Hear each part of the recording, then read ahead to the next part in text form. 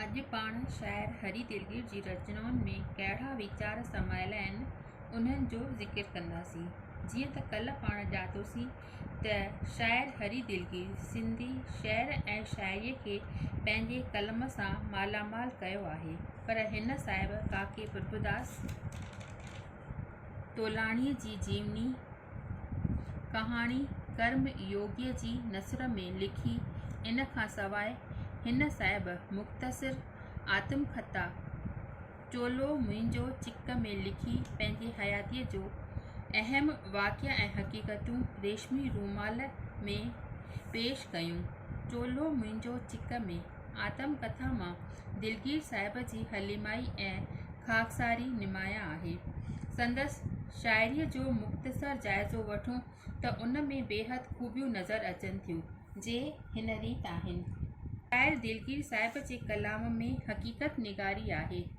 ज़िंदगीअ जा मुल बदिलजी विया आहिनि।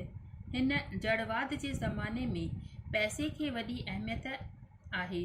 शाइर इन हक़ीक़त ते तंज़ कंदे चयो आहे त ज़हन विकामे फ़िक्र विकामे आम विकामनि गीत इल्म अकुल ऐं ॾात मताहा जात संधी अॼु जीत कोॾिन बदिले मोती विकिणे वणझाड़ो वेझार सौदागर संसार। शाइर दिलगीर साहिब जे शहर मां संदसि तरक़ी पसंद वीचारधारा जी बि झलक मिले थी। संदसि दिलि में मज़दूरनि कुड़मियुनि ऐं पोहियतनि लाइ दर्द ऐं हमदर्दी हुई। चवे थो त मज़दूरनि जा सुॾका सिसकियूं तिन मां गीत बणायूं, आंसुनि मां हिकु साज़ बणाए सुर सां मिलायूं, इंसानी हक़ इंसाननि खे वाॼट सां वठायूं, हक़ हड़पूअ खे आदम हथ सां गोगो ॾेई दॿायूं, गीत नओं ॻायूं। शाइर हरी दिलगीर जो मार्क्सवादी नज़रियो मथियनि मिसराउनि मां ज़ाहिर थिए थो। हर को दुख दर्द जे दौर मां लंघे थो। श्री दिलगीर साहिब इन दौर मां लंघंदे आशावादी थी रहियो। संदसि इहो आशावादी नज़रियो संदसि शाइरीअ मां ज़ाहिर ज़रूर ॾेखारी ॾिए थो। चवे थो त मुंहिंजी दिलि बि आ घायल ऐं दाॻियल सॼी, पर इन्हीअ जे करे चिमकंदड़ मुर्क पंहिंजी छॾींदुसि न मां, दाग़ ऐं दाव दिलि में खणी मां सदा मुरकंदुसि महकंदुसि चोॼ मां चमकंदुसि।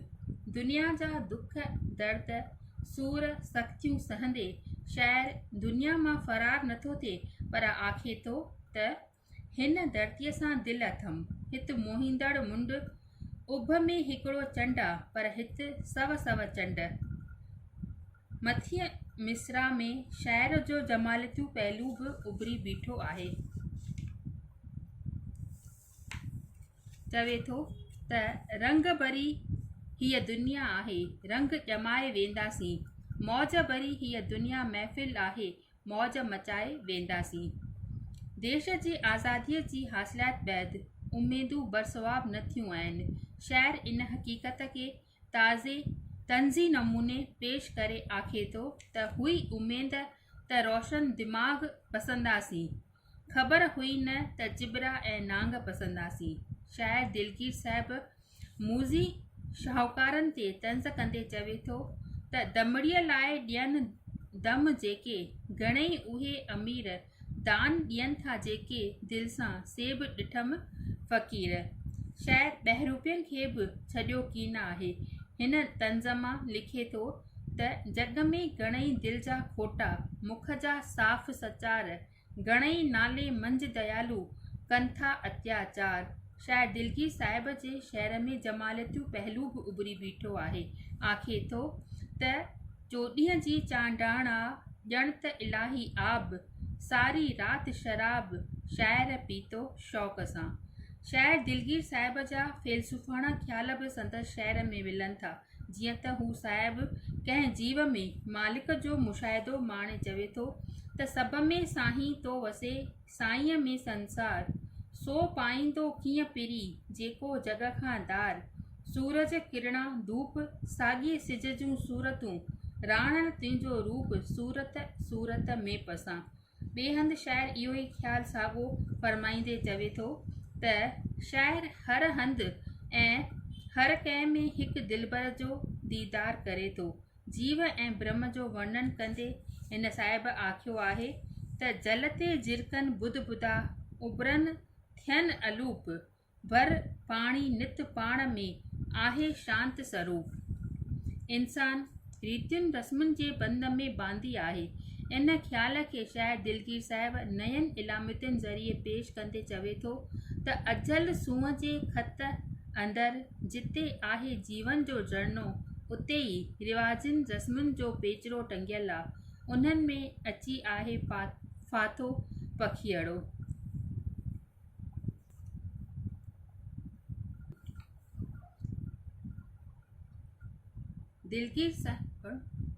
दिलगीर साहिब जे ताने पेटे में फिलासफ़ी ई फिलासफ़ी आहे। हिन सुखदर्शी शाइर गीता ऐं गुरबाणीअ जो अभ्यास कयो आहे त वैदिक फिलासफ़ी सां बि जुड़ियल आहे। तुलसी कृत रामायण जो बि अभ्यास कयो अथई। शाह सचल सामी गांधी टैगोर ख़्याल खलील जबरान वाल्ट विटम कबीर सूर मीरा जी फिलासफ़ीअ जो बि असरु आहे मथसि। चवे थो त ॿिज में वण आहे वण में ॿिज आहे हिक जो ॿिए में थांव तीअं तूं मुंहिंजे अंदरि आहीं तो में आहियां आऊं। हिन इंसानी दिलि जी गहराइनि सां गॾु इंसानी ज़िंदगीअ जी तुल्क हक़ीक़तनि खे शफ़े तरीक़े सां ॾिसण जी कोशिशि कई आहे। ख़ुदा मूंखां पुछियो हिकु ॾींहुं तुंहिंजी आरज़ू छा आहे? चयमि उहा दिलि ॾे जंहिंमें न आरज़ू आहे। उनखां पोइ दिलगीर साहिब अमर गीत में भागवत गीता जो सरल सिंधीअ में अनुवाद कयो आहे।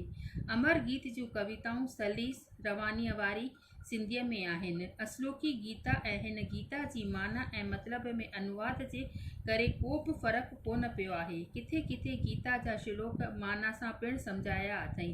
ज़ाहिर आहे त हीउ शाइर आस्तिक आहे ऐं नियम सां ध्यान ऐं ज्ञान जो अभ्यास कंदो चवे थो त मुंहिंजी कविता जो सुख जो सुर आ चुप चुप टुबी लॻाए। दिलगीर साहिब इन्हनि सभिनी ख़ूबियुनि सां भरपूर आहे ऐं शाइरीअ खे हिन चङी रीति मालामाल कयो आहे। समूरो बयानु ॼाणण खां पोइ असीं चई सघूं था त दिलगीर साहिब जी शाइरीअ में अकीचार ख़ूबियूं नुमायां आहिनि जे निश्चित रूप सां सिंधी शाइरीअ में इज़ाफ़ो आणींदियूं।